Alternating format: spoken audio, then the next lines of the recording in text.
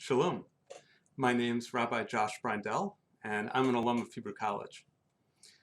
I've been thinking about a moment I experienced just a few weeks into the COVID-19 shutdown. It was just after Pesach. We'd moved all of our programs and services and seders online, and when the flurry was over, I found myself wondering, what's next? I was anxious, I was tense, I was distracted, and I knew I needed a change. So I took myself, finally, for a walk in the woods. Somewhere on the walk, and I don't remember where it was, there was no conscious volition about it, somewhere, I found myself singing from the Psalms. And I kept singing. The music just kept pouring out of me on the loops of the woods, on the path back home, and right up to my front door.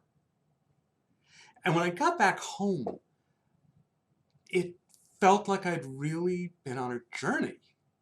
Not just an amble in the woods. I felt like I had really traveled.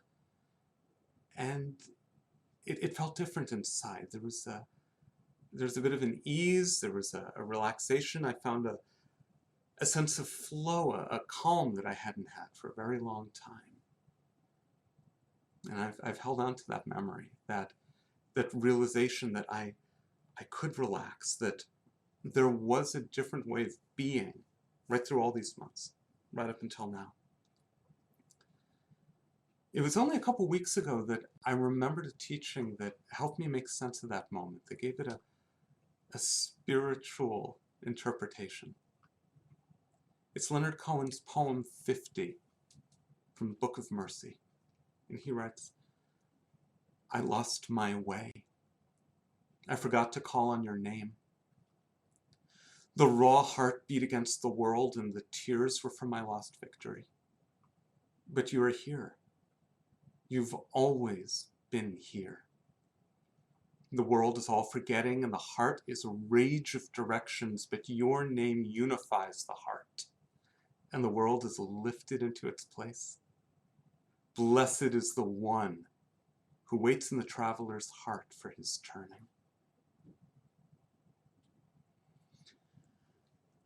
I feel that my experiences there in the woods were mirrored in Cohen's words, because I had lost my way. The anxiety, the confusion, the fear, and I'd forgotten to call on your name, which I take to be the divine name, God's name.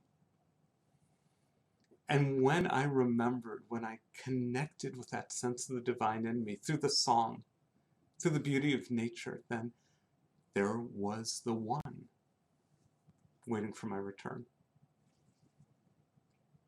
That was a moment of tshuva, of real spiritual return for me.